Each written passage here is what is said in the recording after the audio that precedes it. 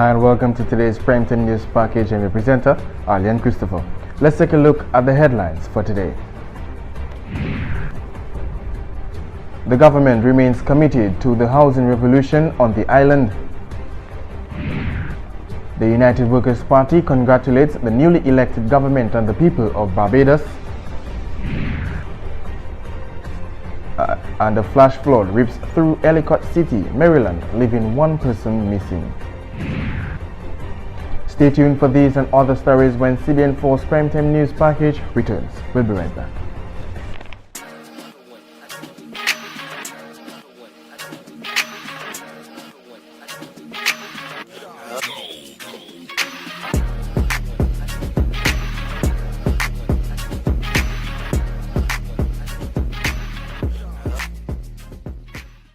Sweet talk, dear man, never lot of that. Yes, I. You don't know it's your boy Trilogy, urging everybody, young and old, to stay strong and stay healthy. You don't know we're doing it for 2018. Boom.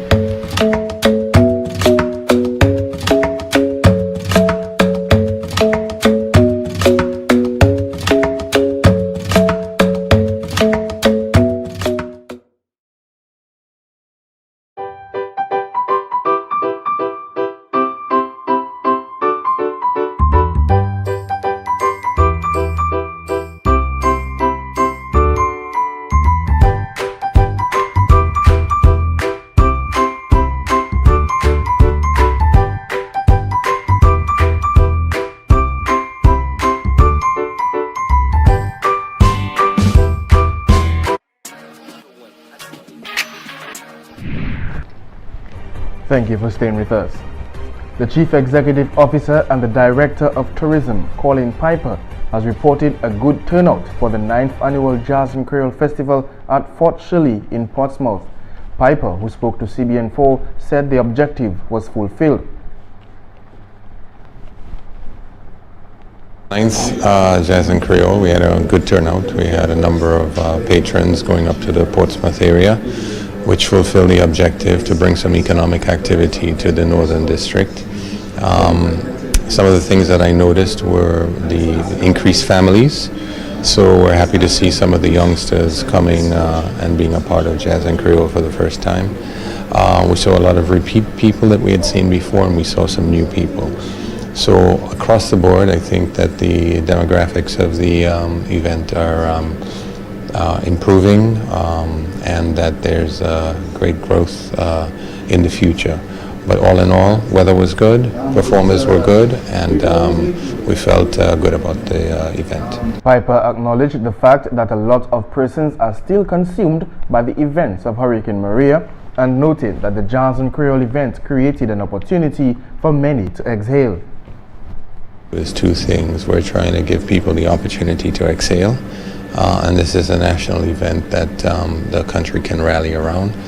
Secondly, by staging such events, we're also indicating that the country is opening up for business.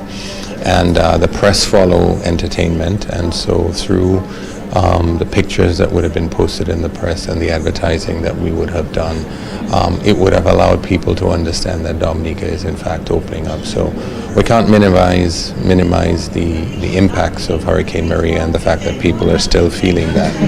But as it relates to specifically impacting the event on Sunday, based on the turnout, it didn't seem to have impacted them adversely. The Director of Tourism also added that there are always things to improve on. He said with every event done by the DFC, there's continuous learning on how well they did and ways to improve. It's down a little next year because that was quite a challenge. But we're always looking at the space, and as I've mentioned before, the Ministry of Tourism does have it in their budget to work on an amphitheater in Fort Shirley. And so if that comes through, then we would still be at Fort Shirley in the Kibberts National Park, but we would just be utilizing a different section. And so that would really open it up a bit for us. So these are some of the things. Of course, we want to make sure that we continue to give our sponsors and partners the best available experience that they can have in terms of value for the money, and we want to make sure we give the patrons the best experience by having great performers that they are interested in seeing. In other news, the Dominican National Council of Women, DNCW, has always been in the forefront as an umbrella organization yearly recognizing women across Dominica, especially during Mother's Day. The DNCW originally carried the honoring of mothers with disabilities for Mother's Day, but due to circumstances, postponed the time to a later date. Circumstances beyond our control, it was not possible to do it at the usual time. However, we are glad to be here, and we saw it fit not to postpone it, but to postpone the time and to do it at this time. Most of you would agree with me that it's the correct timing to do this, because at the time that we were planning it, we had issues with venue and everything else. However, you are here and I want to welcome you. The Dominican National Council of Women honored mothers with disabilities under the theme Honoring, Valuing and Celebrating Motherhood Every Day. Being honored on a very special day. Now, as Dominicans, as people, we should all know that in practice, every day should be Mother's Day, because mothers work selflessly and they always go above and beyond. And the token that the mothers will receive from the NCW is not even an iota of your true value, but it's just something to let you know that we know what you've been doing, we appreciate you, and because we cannot appreciate all of the mothers all at one time, we had to make a selection. But today is your day to be in the spotlight, so we just want to tell you, you've done good work, congratulations, and continue doing what you're doing so that you can be a shining beacon, an example to other mothers out there so that they can emulate your good work. Maudrine Joseph, Carissa Graham, Ernita Esprit and Vanessa Lisa Winston were 4 out of 6 mothers to receive special recognition from the Dominican National Council of Women. The other mothers were absent. The leader of the parliamentary opposition in the Commonwealth of Dominica, Honorable Lennox Linton, is visiting disaster relief contributors in Denver, Colorado to thank them for assisting the Nature Isle of the Caribbean following the devastating passage of Hurricane Maria last September. According to a press release from the United Workers' Party, the Category 5 storm, the worst in the Caribbean history, left scores of people dead, more than 20,000 homes damaged, reconstruction cost of US $1.4 billion, and triggered a sharp rise in the national poverty level from 25.7% to 36.2%, according to the Dominican government's post-disaster needs assessment. The report further stated that the list of post-Maria donors from the Mile High City include Project Cure, Mr. Mel Tawahadi, CEO of Infinity Wealth Management Inc., Dr. Roy Mondesi, owner of the Romonix, a Boulder company, Toys for God's Kids, and members of the Denver Lions Club, who teamed up in the collaboration with the Washington, D.C.-based Rebuild Dominica to get a variety of relief items, medical supplies, and toys into Dominica.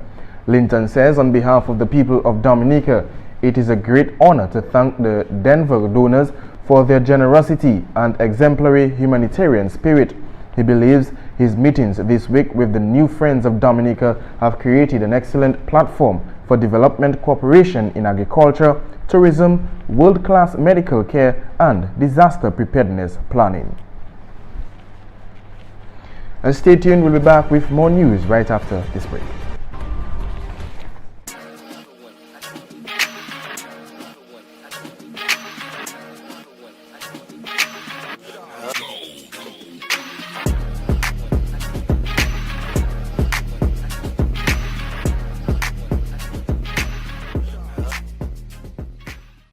Sweet talk, dear man, have a lot of that. Yes, I. You don't know it's your boy Trilogy, urging everybody, young and old, to stay strong and stay healthy. You don't know we're doing it for 2018. Boom.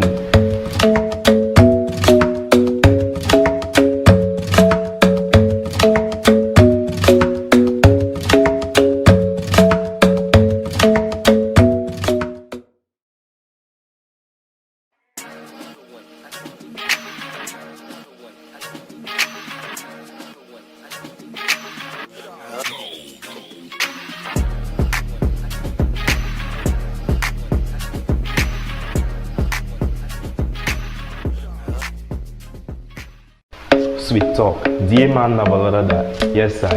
You don't know it's your boy Trilogy, urging everybody, young and old, to stay strong and stay healthy. You don't know we're doing it for 2018.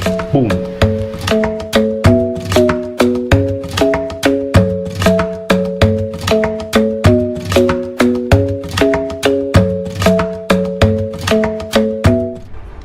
And welcome back.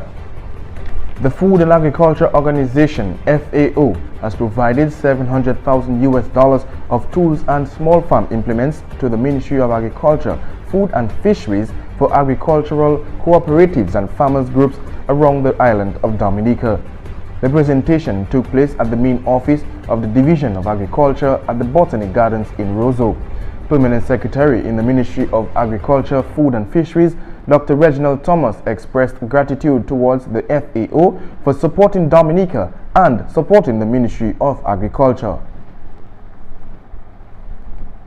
I mean, as I said, our relationship go many years, but you really came on board as a major player, and that cannot be underscored. I guess hence the reason why we are doing the handing over, but the support that we got from FAO, even from the time of the PDNA and the other interventions that were made. I mean, you know, you were stalwart at our side, really a friend in need.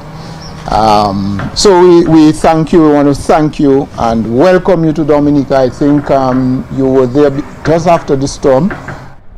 The Permanent Secretary also expressed appreciation to the farmers for showing resiliency and going back to their farms.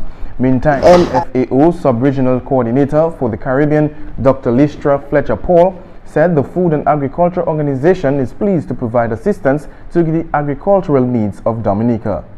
And in the wake of the destruction caused by Hurricane Maria, FAO came on board very early, and not only did we provide funding to about the tune of about $700,000 from the various donors, but we also brought on the ground some technical assistance in the form of Mr. Daniele Barelli, who was on the ground helping with all the recovery efforts, and then subsequently Leonor. So we're very pleased to have been able to provide assistance in this area. But we do not stop there, because building resilience is not something that you do immediately post-disaster and forget about it. You also have to continue to work on the ground with the farmers, with the ministry, to continue to help people to understand what it means to build resilience, to build back a resilient country. And in that regard, we have been able to mobilize some additional resources, the tune of $100,000 right now, to provide some assistance in the area of data, collecting data and information, so that we can respond more quickly and more efficiently in the wake of the disaster. She made mention of a few lessons learned after Hurricane Maria hit Dominica, which slowed down the ability for the FAO to respond at a much quicker pace. Was a lack of information and data. Where were the affected farmers? What did they have on the ground before the hurricane, so that we could have been able to estimate the damage and losses? Because when we do go to the donor community to get the information about how much it's going to cost, what kind of money do you need, we have to know what is on the ground beforehand. We also have to know where the farmers are, where the affected farmers, what are their crops on the ground, where the boats, so that when we know what the baseline is, we can determine what the losses are. The other important lesson that we learned was that the community is very important in helping to build back and build back quickly. In Trinidad, after the hurricane, there was a group of parliamentarians who came together, and there was the Speaker of the House from Dominica who came and she spoke. And I remember she said, you know, what kept us going after that trauma of the hurricane was the community working together, helping one another to respond and to build back. And there was a guy from Cuba who came, and he said the reason why Cuba has so few deaths and fatalities after a hurricane is because of the strength of the community.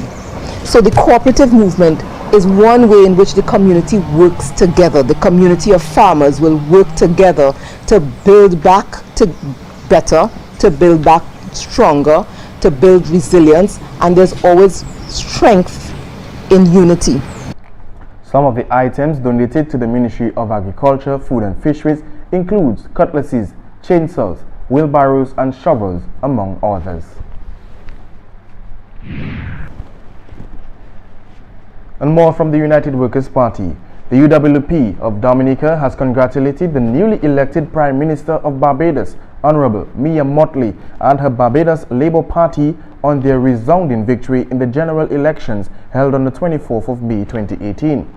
We applaud Ms. Mottley for becoming the first female Prime Minister of Barbados and for leading the BLP to the first ever clean sweep of all 30 seats in the nation's parliament, the UWP said. The party also congratulated the people of Barbados for upholding democratic traditions in the Commonwealth Caribbean in ensuring a peaceful transition of political power in their beautiful country. The Barbados Electoral and Boundaries Commission must also be commended for its role, the UWP said, in preventing and discouraging acts of cheating and bribery in order to ensure free and fair elections as an honest, accurate expression of the voice of the people. The opposition party further stated, "We therefore take this opportunity to encourage our Electoral Commission in Dominica to emulate the best practices for elections with integrity adopted in Barbados." And also in the news, the government of Dominica has signed 33 contracts for home repairs across the island and reconstruction of the Lily Valley Petrocasa housing scheme in Trafalgar. The signing of these contracts represents the government's continued thrust to address the need for safe and resilient housing for families in Dominica directly affected by the passage of Hurricane Maria in September of 2017. Parliamentary representative for the Roseau Valley constituency, Dr. John Colin McIntyre, ensured the general public that the houses will be rebuilt in a more resilient manner. And we are happy that we're here in terms of building building back the Petrocasas in a more resilient manner. Honorable Ian Douglas, Minister for Trade and Energy and Employment, said the government of Dominica has always made housing its business. Has always been front and center for this government. One of the highlights of this government, 20 years from now when the history of this government is written, quite apart from healthcare and education, housing will be a highlight of this government, because we've always made it our business to pay attention to the housing needs. And well before 2000, the housing needs in Dominica was acute. A housing census study was done, and it showed us that the housing needs in Dominica was acute. So we, from the very beginning, we launched the housing revolution. And the housing revolution has become a household name. Everybody knows about the housing revolution today and its various components. The contract signed at Trafalgar includes 12 apartment units for Trafalgar, reconstruction of 2 homes and renovation of 6 Petrocasas in Lily Valley. There will also be reconstruction of 10 Petrocasas in Stock Farm, 10 in Plat Mapier in Collyho, 10 in Portsmouth, and renovation of 7 in Saint-Sauveur. The project is being funded by the Ministry of Housing and Lands in collaboration with the government of the Bolivarian Republic of Venezuela. Stay tuned, we'll be back with more right after this. Sweet talk, dear man, have a lot of that. Yes, I. You don't know, it's your boy Trilogy, urging everybody, young and old, to stay strong and stay healthy. You don't know we're doing it for 2018. Boom.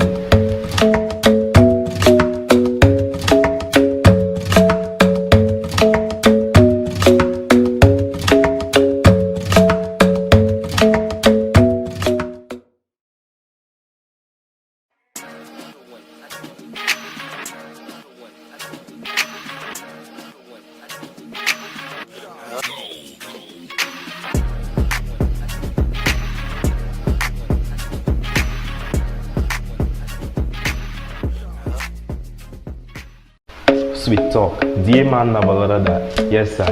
You don't know, it's your boy Trilogy, urging everybody, young and old, to stay strong and stay healthy. You don't know we're doing it for 2018. Boom.